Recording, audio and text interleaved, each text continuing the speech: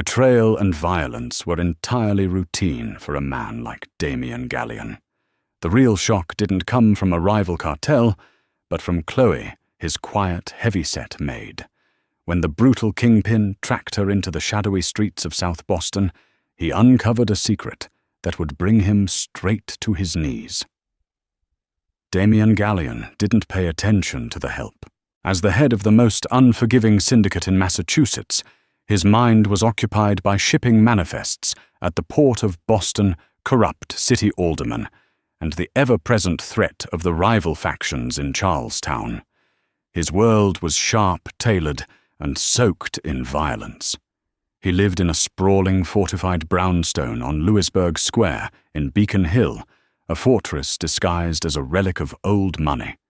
Inside this fortress, the staff functioned as ghosts. They were trained to see nothing, hear nothing, and above all, be nothing. Then there was Chloe. Chloe Jenkins was impossible to ignore, primarily because she did not fit the mold of the sleek, invisible staff Mrs. Higgins, the draconian housekeeper, usually hired. Chloe was fat. She possessed a soft, heavy, unapologetic fullness that stood in stark contrast to the hard, cold edges of Damien's world. Her pale blue uniform always seemed a fraction too tight across her broad shoulders and full hips, and the physical exertion of cleaning a 4-story mansion often left her flushed, a light sheen of sweat gathered at her temples. The other staff were cruel in the quiet, insidious way that unhappy people often are. Damien had caught fragments of their whispers from his second-floor study. They mocked her slow, deliberate gait on the grand mahogany staircase. They scoffed at the heavy, exhausted sighs she let out when she thought no one was listening. But Damien, a man whose survival depended entirely on his ability to read the unsaid, saw something else entirely. He saw her resilience. It started on a Tuesday in late October. The night before, a violent disagreement had taken place in Damien's basement office. A lieutenant from a rogue crew had tried to skim off the top of the union pension funds. The ensuing conversation had left the imported Persian rug ruined and the room smelling of copper and fear. When Damien came down at 6 a.m, expecting the usual frantic, terrified cleaning crew, he found only Chloe. She was on her heavy knees, her thick thighs pressed against the hardwood floor, scrubbing the dark, congealed blood from the baseboards with methodical precision.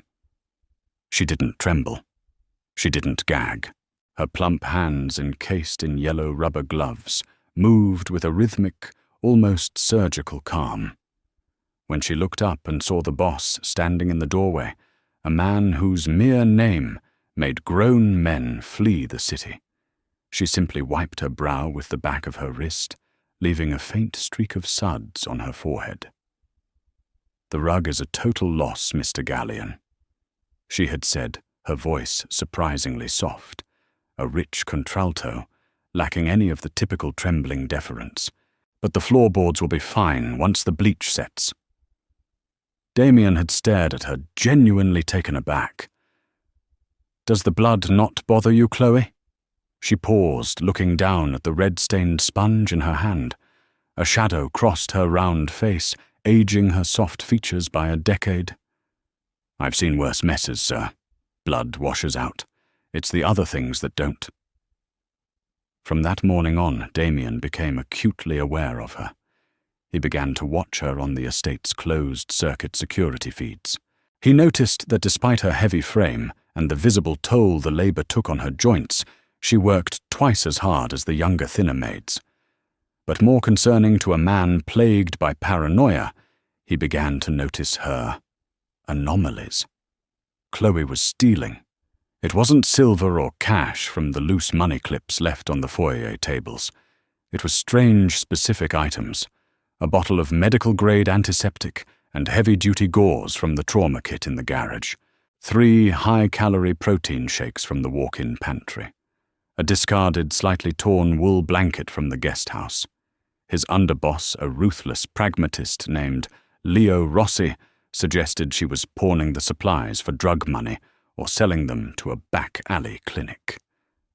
"Fire her boss," Leo had urged, pouring himself a bourbon in the study. "Or better yet, let me take her down to the harbour and find out who she's fencing our medical supplies to. If she's patching up guys from the O'Rourke crew, we have a massive security breach." Damien had stared out the rain-streaked window, watching the heavy grey clouds roll over the Charles River. He pictured Chloe's soft, tired face, the quiet dignity in her hazel eyes. "No," Damien murmured. "Leave her be. I want to know exactly what she's doing." The final straw came on a freezing Thursday evening. Damien was reviewing a ledger in the kitchen when Chloe clocked out. As she wrapped a thick, frayed grey scarf around her neck, she winced, shifting her weight heavily onto her right leg. Damien's sharp eyes caught a glimpse of her forearm as her coat sleeve rode up.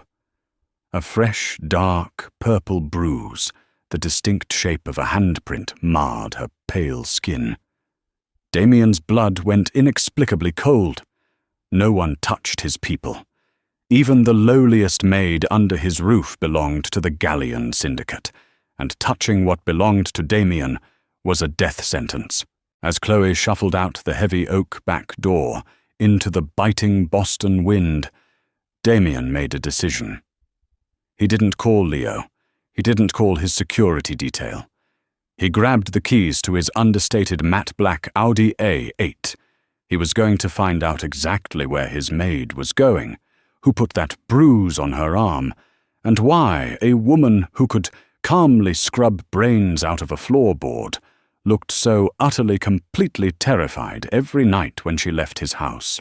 The Boston rain was relentless, an icy drizzle that slicked the cobblestones of Beacon Hill and turned the city lights into smeared streaks of neon. Damien kept the Audi 2 blocks behind Chloe as she made her way toward the Park Street T station. He watched her heavily bundled figure descend into the subway. Leaving his car in a reserved alleyway spot near the station, Damien pulled up the collar of his dark wool trench coat and followed her underground, keeping his distance in the evening commuter rush. Chloe boarded a Red Line train heading south. Damien slipped into the adjacent car, watching her through the glass connecting doors.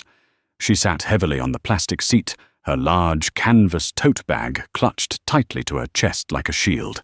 She looked exhausted, her head leaning against the vibrating window, her eyes closed. Up close, without the estate's soft lighting, the deep purple bags under her eyes were prominent.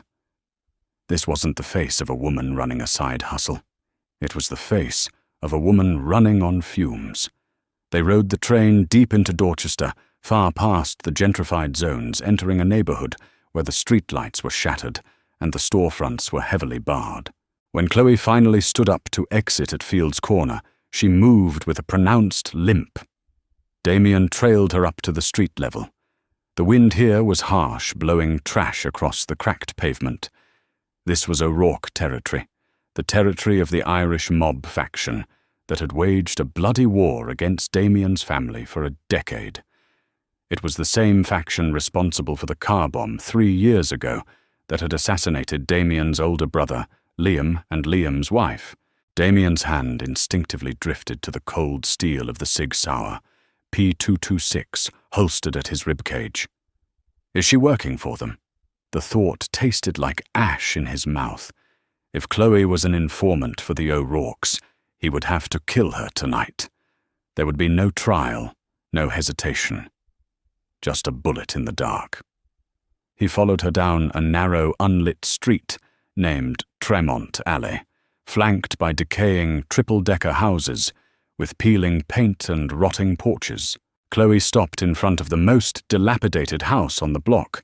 The front steps were crumbling, and the windows on the upper floors were boarded up with decaying plywood. Instead of going to the front door, she squeezed her heavy frame through a narrow, overgrown pathway along the side of the house, heading toward the back. Damien waited a full 60 seconds, letting the shadows swallow her, before moving silently in pursuit. His leather-soled shoes made no sound on the wet concrete. He crept along the side of the house. As he rounded the rear corner, he expected to hear the rough voices of O'Rourke's thugs or the frantic rustling of a drug den. Instead, he heard the heavy metallic clank of a deadbolt sliding into place, followed by a soft, muffled sound coming from a basement window right near his boots. Damien crouched down. The basement window was thick with grime and streaked with dirt, but a sliver of warm yellow light bled through a crack in the makeshift curtains. He leaned in, holding his breath, and peered through the 1-inch gap. The basement was a stark contrast to the decaying exterior. It was small and cramped, the cinder-block walls painted a soft, cheerful yellow. A space heater glowed bright orange in the corner. Against one wall was a small, ancient refrigerator, and next to it, a table covered in the very medical supplies she had stolen from his garage. But it was the center of the room that made Damien's heart stop dead in his chest. Sitting on a worn, floral-patterned sofa was Chloe. She had taken off her wet coat, her broad shoulders slumped in absolute exhaustion. Kneeling in front of her was a man with a shaved head and a heavily tattooed neck carefully wrapping the thick gauze around Chloe's calf, which was marred by a deep, ugly laceration. Damien recognized the man instantly. It was Tommy, the Hook, Callahan, a notorious enforcer for the O'Rourke Syndicate. Damien drew his weapon, the safety clicking off under his thumb. The betrayal was absolute. She was housing a wounded enemy. Damien was about to kick in the flimsy basement door and end them both when a tiny, high-pitched voice echoed from the corner of the room, outside of Damien's immediate line of sight. "Auntie Chloe, did you bring the milk?" Chloe's exhausted face instantly transformed. The weariness melted away, replaced by a radiant, blinding love. She reached into her canvas bag and pulled out the protein shakes she had taken from Damien's pantry. "I got them, sweetheart. Just like I promised." A small figure stepped into Damien's field of vision. The gun in Damien's hand suddenly felt as heavy as an anvil. His breath hitched, trapped in his throat. The world around him, the rain, the cold, the gang war, evaporated into a roaring silence. It was a little girl no older than 4. She had a mop of chaotic dark curls and startlingly bright emerald green eyes. She was wearing the oversized torn wool blanket from Damien's guest house like a makeshift cape. Damien didn't just recognize those green eyes. He saw them every time he looked in the mirror. He saw them in every portrait of his murdered brother, hanging in the Beacon Hill mansion. It was Lily, Liam's daughter. The niece Damien had been told was incinerated in the explosion 3 years ago. The little girl the police had declared dead, leaving Damien with nothing but a closed casket, filled with ash, and a heart consumed by vengeance. Lily was alive. Damien stood frozen in the rain, the water dripping down his face, like cold tears. He watched through the grimy glass as Tommy Callahan, the ruthless O'Rourke enforcer, gently lifted the little girl and placed her safely on Chloe's lap. "She had a fever today, Chloe," Tommy said, his gravelly voice surprisingly gentle. "I couldn't go to the pharmacy. O'Rourke's guys are sweeping the neighborhood. They know someone is hiding down here. That's how you got Maid on your way home yesterday. You can't keep taking hits to protect us." Chloe pulled the little girl tightly against her soft, heavy chest, wrapping her arms around the child like a human shield. "I don't care about the bruises, Tommy," she whispered fiercely. "They won't find her. I promised her mother before she died. I will protect this child with my life." Damien stepped back from the window, his mind fracturing.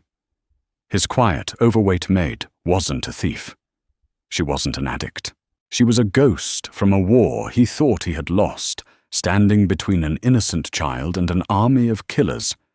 And now Damien Gallion was going to burn the city to the ground to protect them both. The freezing rain battered the crumbling exterior of the Dorchester house, but inside Damien Gallion's chest a different kind of storm raged. He stared through the grimy basement window at the impossible sight before him.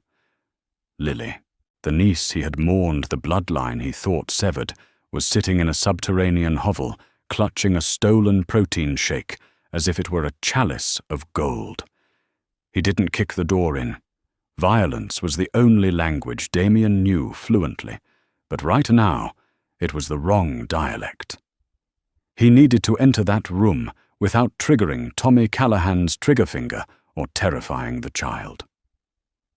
Damien stepped away from the window, walked to the heavy, reinforced basement door, and knocked. Not the frantic pound of a police raid, but 3 slow, deliberate thuds, the sound of inevitability. Inside, the muffled voices instantly died. The scrape of a chair echoed, followed by the terrifyingly distinct clack-clack of a pump action, shotgun being racked. "Who is it?" Tommy's voice was a ragged whisper through the damp wood. "It's Damien Gallion," he replied, his voice calm, carrying effortlessly over the wind. "I am unarmed, Callahan, but if you don't open this door in 5 seconds, I will buy this entire block and raze it to the ground with you inside." The silence that followed was agonizing. Then the deadbolt slid back with a heavy groan. The door creaked open an inch, revealing the cold steel barrel of Tommy's Mossberg 500, aimed directly at Damien's chest. Damien didn't flinch. He slowly raised his hands, pushing his heavy wool trench coat back, to show he wasn't reaching for his Sig Sauer. He pushed the door open the rest of the way and stepped into the suffocating warmth of the basement. Chloe was backed into the far corner, her body completely enveloping the little girl. Her eyes, usually so calm and subservient when sweeping his mahogany floors, were wide with feral, unadulterated terror. She looked like a cornered lioness. "Mr. Gallion." Chloe breathed out her voice, trembling for the first time since he had known her. "Please. She doesn't know anything. It's just me." Damien ignored the shotgun leveled at his ribs. He slowly sank to his knees on the cold concrete floor, uncaring as the dampness seeped through his bespoke suit. He lowered his head until he was at eye level with the little girl peering out from behind Chloe's heavy arm. "Hello, Lily," Damien whispered, his voice cracking. The ruthless kingpin, the man who had ordered the execution of half the dock workers in Southie, was crying. Lily blinked her emerald eyes. "Are you one of the bad men?" "Noah Storr," Damien replied softly, using the Irish term of endearment his brother used to say. "I'm your Uncle Dami." Tommy slowly lowered the shotgun, his tattooed face etched with profound exhaustion. "I knew you'd find her eventually, Gallion. I just didn't think it would be your maid that led you here." Damien stood up slowly, wiping his face with the back of his hand. The emotional shockwave was passing, leaving behind a cold, terrifying clarity. He looked at Chloe, taking in her bruised arm, her torn clothes, and the fierce protective set of her jaw. "Explain!" Damien commanded, his voice dropping back into the glacial tone of a cartel boss. "My brother's car was rigged with C4. The coroner gave me a box of ashes." "How is she breathing?" Chloe swallowed hard, keeping one hand firmly on Lily's curls. "I used to be a pediatric trauma nurse at Mass General, Mr. Gallion. 3 years ago, they brought your sister-in-law, Nora, into my ward. She was DOA. But Tommy was the one who pulled Lily from the wreckage before the secondary explosion." Damien turned his lethal gaze to Tommy. "You were O'Rourke's trigger man. You planted the bomb." "I planted the bomb." Tommy admitted not breaking eye contact, though his hands gripped the shotgun white-knuckled. "But O'Rourke told me Liam was riding solo. When I saw the baby seat in the back, I couldn't do it, Gallion. I'm a killer, not a monster. I pulled her out and ran. I couldn't take her to a hospital. O'Rourke had cops on the payroll looking for survivors. So I took her to the only nurse I knew who wouldn't ask questions. He brought her to my apartment. Chloe continued, her voice gaining strength. She was burned, terrified. I patched her up. But O'Rourke's men found out Tommy didn't finish the job. They burned down my apartment complex. They got my nursing license revoked through their connections at the state board. They made me a ghost. Damien stared at the heavy, exhausted woman before him. The pieces slammed into place. You took the job at my house. Why? To watch you, Chloe said fiercely, her chin tilting up. I had to know if you were the one who ordered the hit on your own brother to seize power, or if it was O'Rourke. If you were safe, I was going to bring her to you, but until I knew for sure, I used my access to your estate to steal the medical supplies and food we needed to survive. We've been moving from basement to basement for 3 years. Damien looked at Chloe. He looked at her soft, heavy frame, the exhaustion in her posture, and the raw, unyielding courage radiating from her soul. The women in Damien's world were ornamental, sleek, thin, dangerous, and entirely self-serving. But Chloe was a fortress. Her body, which his cruel staff mocked, was the shield that had kept his bloodline alive. And the bruise on your arm? Damien asked, his voice dangerously soft. O'Rourke's sweepers, Tommy answered. They bumped into her on the street yesterday. They recognized her from the hospital 3 years ago. They roughhoused her, tried to follow her.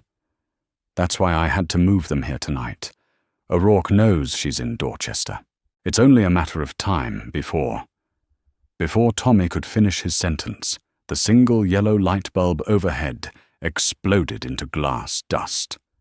A deafening crack echoed through the basement as a high-caliber bullet tore through the boarded-up window above, burying itself into the drywall inches from Tommy's head. They had been found. "Get down!" Damien roared, plunging the room into absolute darkness. He drew his Sig Sauer in a blindingly fast motion, throwing himself against the cinder-block wall near the shattered window. Outside, the heavy boots of O'Rourke's hit squad hit the wet pavement. "Sweep the basement, burn them out!" A harsh Boston accent barked through the pouring rain. "Tommy, the tunnel!" Chloe yelled over the sound of shattering glass. She didn't freeze. She didn't scream. With terrifying efficiency, she scooped the 4-year-old girl into her heavy arms, pressing Lily's face into her soft neck to muffle the child's sudden shrieks. "There's an old coal chute in the back corner," Tommy shouted to Damien, pumping his shotgun. "It leads out to the storm drains under Tremont Alley. We can get to the tracks." "Go," Damien ordered, firing 3 rapid shots through the window gap, rewarded by a sharp cry of pain from the alleyway. "Take my niece and go. I'll hold the choke point."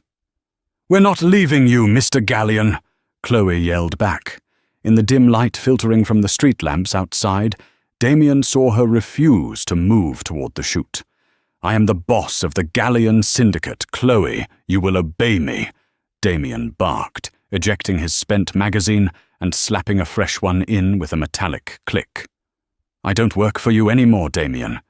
She snapped back her eyes, blazing with an intensity that momentarily robbed him of his breath. "I protect the child, and she needs her uncle alive. Now move." A heavy wooden battering ram slammed into the reinforced basement door. The hinges groaned, splintering the frame. Damien realized arguing with this woman was a lost cause. "Tommy, blow the door the second it breaches. Chloe, get in the chute." Chloe hurried to the back corner, her large frame easily kicking aside a heavy rusted grate that would have taken a normal man 5 minutes to pry loose. She slid into the dark, damp brick tunnel, pulling Lily safely down with her. The basement door gave way with a catastrophic splintering of wood. 3 armed men rushed in. Tommy fired the Mossberg. The booming roar of the shotgun in the enclosed space was deafening, catching the first 2 men in the chest and throwing them backward into the rain. Damien took out the third with a clean shot to the temple. In the shoot now, Damien grabbed Tommy by his tactical vest and shoved him toward the escape route. As Tommy slid down, Damien pulled a small, heavy object from his coat pocket, a fragmentation grenade he always carried for absolute emergencies. A second later, the basement above them erupted in a concussive blast of fire, and concrete collapsing the floor and sealing the tunnel behind them in a wall of rubble. The trio, plus the trembling child, scrambled through the freezing, ankle-deep water of the Dorchester storm drains. Damien took the lead, using the tactical flashlight on his pistol to guide them. Behind him, he heard Chloe panting heavily. The physical exertion was brutal on her, but she never slowed down, never asked to stop. She held Lily with a grip made of iron and love. When they finally emerged from a grate near the Red Line train yards, Leo Rossi and 3 matte black SUVs were already waiting, idling in the shadows. Damien had triggered the emergency GPS beacon on his watch the moment the shooting started. Leo, holding an automatic rifle, rushed forward, his eyes widening as he saw his boss emerge from the sewer with the presumed dead O'Rourke enforcer, the overweight Maid, and a child who looked exactly like Liam Gallion. "Boss," Leo stammered. Not a word Leo Damien commanded, his voice echoing in the rain-slicked yard. "Get them in the armored car. Call the cleaners. I want every O'Rourke safe house in the city leveled by sunrise. Tonight, the Irish War ends." 48 hours later, the Gallion estate on Beacon Hill was quiet, but it was no longer a cold, empty fortress. It felt entirely different. The O'Rourke Syndicate was ashes. Damien had unleashed a coordinated strike that dismantled his rivals permanently, but the blood on the streets felt distant to him now. His world had narrowed to the second-floor guest wing. Damien stood in the doorway of the grand bedroom. The fire was crackling in the hearth. Lily was fast asleep in the center of the massive 4-poster bed, clutching a brand-new stuffed bear. Sitting in a heavy leather armchair by the fire was Chloe. She was out of the blue maid's uniform, wearing a soft, luxurious cashmere sweater and dark slacks Damien had ordered the staff to buy for her. Her bruised arm was professionally bandaged. The deep exhaustion in her face was fading, replaced by a cautious, quiet peace. Damien walked into the room holding 2 cups of steaming tea. He handed one to her. "Thank you, Mr. Gallion," she murmured, taking the porcelain cup. "Damien," he corrected softly, pulling up a chair opposite hers. "I think we're well past titles, Chloe." She managed a small, tired smile. "Force of habit. I should probably start packing my things. Now that Lily is safe and Tommy is relocated, You aren't going anywhere," Damien interrupted, his voice firm yet layered with a warmth he hadn't used in years. Chloe looked down at her hands. "Damien, I'm a disgraced nurse who spent the last 3 years living in cellars. I don't fit in a world like this. Look at me. I don't belong in a Beacon Hill mansion." Damien leaned forward. He reached out his scarred, calloused hand, gently covering hers. She gasped softly at the contact, her eyes flying up to meet his. "For 3 years," Damien said, his voice a low, rough rumble, "I have lived in a house full of empty, beautiful, useless things. I was surrounded by people who would sell my soul for $1. And right under my roof, the bravest, strongest woman I have ever met was scrubbing my floors on her hands and knees." He brushed his thumb over her knuckles. "You think your size, your scars make you unworthy of this place. Chloe, your heart is the only real thing in this entire city. You carried my family's future on your back when the rest of the world turned away." A single tear slipped down Chloe's cheek. For the first time in her life, A man wasn't looking at her with pity, disgust, or indifference. Damien was looking at her with absolute, unwavering reverence. "You aren't my maid, Chloe," Damien whispered, his gaze dropping to her soft, trembling lips before meeting her hazel eyes again. "You are the queen of this house. And if you'll let me, I intend to spend the rest of my life proving to you that you never have to be invisible or afraid ever again." Chloe looked at the sleeping child, then back at the ruthless Mafia king who was kneeling before her, offering her a kingdom. She turned her hand over, intertwining her fingers with his. "Okay," she whispered into the quiet room. "Okay, Damien."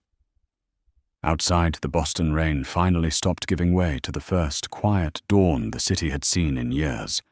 The ghosts of the past were finally laid to rest, and inside the fortress, the king had finally found his equal.